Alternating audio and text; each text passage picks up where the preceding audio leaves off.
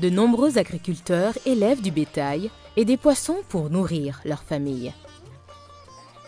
Mais en raison de l'insuffisance des terres cultivables, ils peinent souvent pour produire suffisamment de nourriture pour leurs animaux. Les aliments concentrés sont riches en protéines et aident à augmenter la production de viande, de lait, d'œufs et de poissons. Mais ces aliments coûtent cher.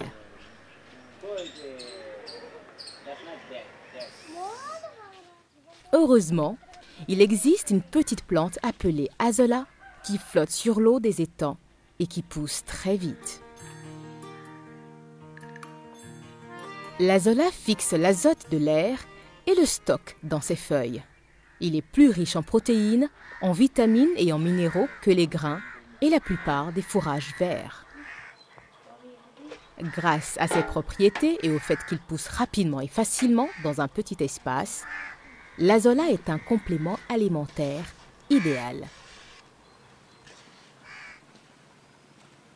Puisque l'Azolla fixe l'azote, il est aussi un bon engrais. Avant d'apprendre sur la culture de l'Azolla, écoutons certains agriculteurs de Tamil Nadu, au sud de l'Inde, qui nous parlent de ses avantages.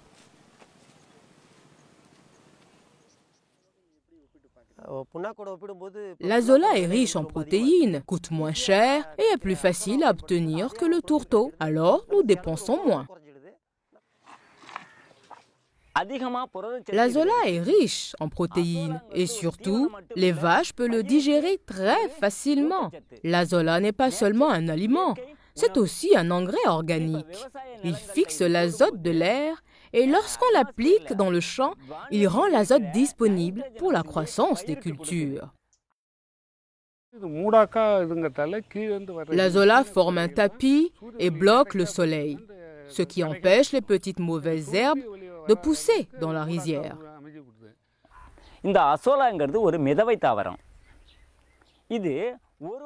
L'Azolla est une plante flottante qui peut doubler de taille en une semaine. Il pousse très vite, alors on peut obtenir du fourrage et de l'engrais en peu de temps. Il est facile pour les agriculteurs de cultiver de l'Azolla, ce qui leur permet de réduire les coûts de fourrage et d'engrais.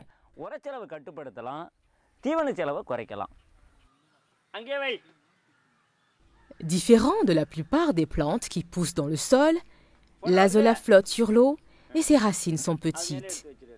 Les plantes d'Azolla meurent rapidement quand il n'y a pas d'eau. Vous devez donc avoir de l'eau en tout temps. Maintenant, voyons comment cultiver de l'Azolla. Vous pouvez obtenir des plantes d'Azolla auprès de vos voisins ou demander à votre agent local de vulgarisation. Certaines organisations de recherche agricole et centres de formation peuvent vous en fournir également. Vous pouvez facilement le transporter à la maison dans un sac en plastique ou dans tout récipient qui retient l'eau. Pour installer un étang d'Azolla, choisissez un endroit partiellement ombragé.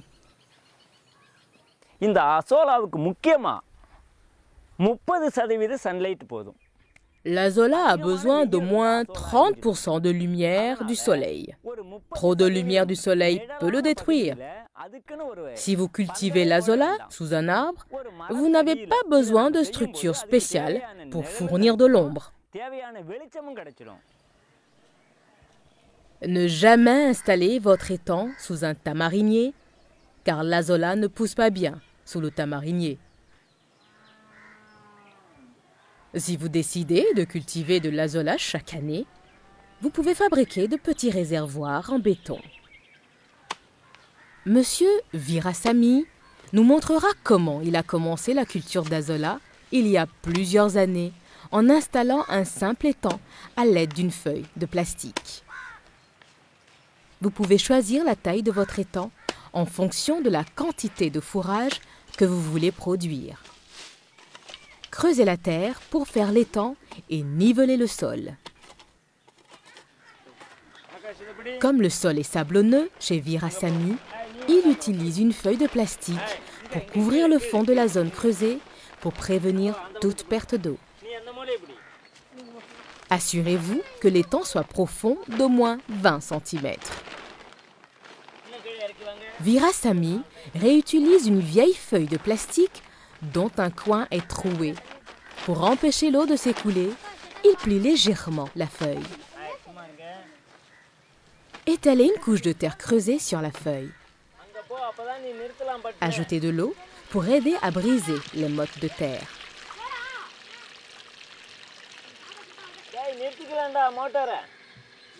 Ajoutez une bassine de compost.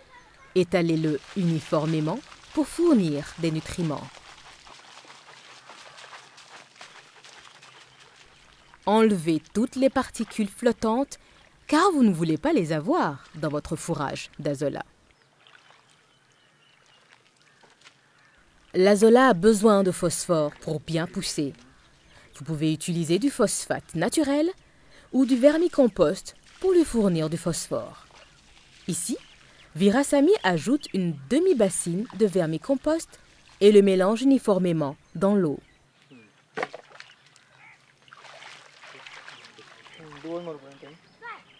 Ajoutez du lisier de bovin pour augmenter la quantité de nutriments disponibles afin que l'azola pousse rapidement.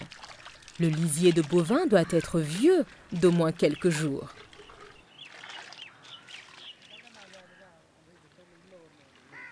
Ensuite, remplissez l'étang d'eau jusqu'à 10 cm. Cela permettra aux petites racines d'azola de flotter librement. Maintenant, laissez l'étang reposer 2 à 3 jours pour que les ingrédients se déposent. Enlevez les particules flottantes chaque jour pour que l'azola pousse librement à la surface.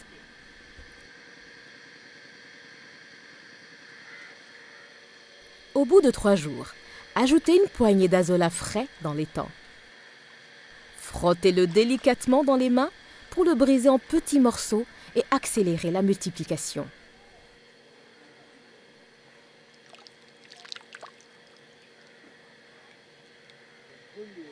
Au bout de 2 semaines, votre étang sera rempli d'azola. Maintenant, vous pouvez commencer à le récolter. Un étang de 1 mètre sur 2 vous donnera une récolte d'environ un demi-kilogramme d'azola par jour. Laissez toujours un tiers d'azola dans l'étang afin qu'il se multiplie. Assurez-vous de maintenir le niveau d'eau à au moins 10 cm car nous ne voulons pas que les racines d'azola poussent dans le sol. En laissant les petites racines flotter, il est plus facile de récolter l'azola et celui-ci est aussi plus propre lorsque vous le donnez à vos animaux. Remuez l'étang chaque jour afin que les nutriments du sol se dissolvent dans l'eau et que les racines flottantes les absorbent facilement. Pour que notre azola se multiplie rapidement, nous devons y ajouter des nutriments. Chaque 2 semaines, ajoutez du phosphore naturel ou du vermicompost afin que l'azola se multiplie rapidement. On sait que l'azola manque de phosphore lorsque ses feuilles deviennent violet rougeâtres. Ajoutez aussi une petite quantité de lisier de bovin 1 fois toutes les 2 semaines. Une fois que votre azola commence à bien pousser, vous devez le récolter chaque jour ou 1 jour sur 2. Ne laissez pas votre étang sans surveillance pendant plusieurs jours, car les plantes d'azola se multiplient rapidement et vont s'écraser les unes sur les autres et mourir. Virasamy possède des vaches, des moutons, des chèvres et des poissons. Pour ajouter de l'azola dans l'alimentation de tous ces animaux, il a construit 2 étangs d'azola de 4 mètres sur 5 chacun. Ces étangs lui donnent une récolte d'environ 10 kg d'azola par jour.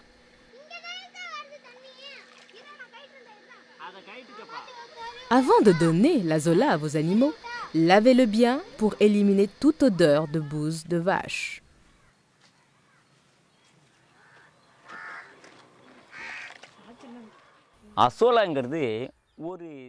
L'azola est un aliment qui ne coûte pas cher. On peut réduire les coûts en le mélangeant aux aliments concentrés. Nous ajoutons de l'azola et de l'eau aux aliments broyés pour nourrir vos vaches. Les vaches aiment cet aliment et en mangent beaucoup. Il se digère facilement.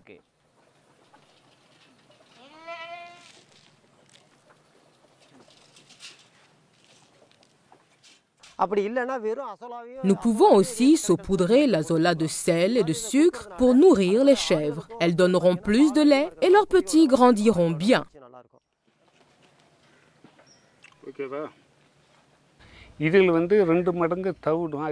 Je mélange 2 volumes de son de riz à 1 volume d'azola pour nourrir mes poissons. Ça coûte moins cher. Quand j'achète du tourteau, cela coûte cher. L'azola est essentiel pour réduire mes coûts et doubler mon revenu.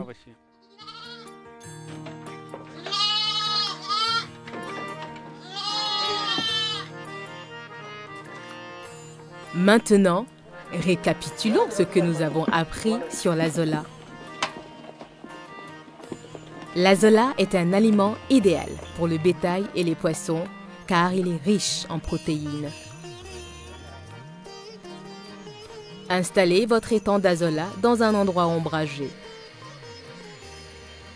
Ajoutez de la terre, du compost, du lisier de bovin âgé et du phosphore pour une bonne croissance. Maintenez le niveau d'eau à au moins 10 cm afin que votre azola flotte. Récoltez votre azola chaque jour. Il meurt s'il devient trop dense.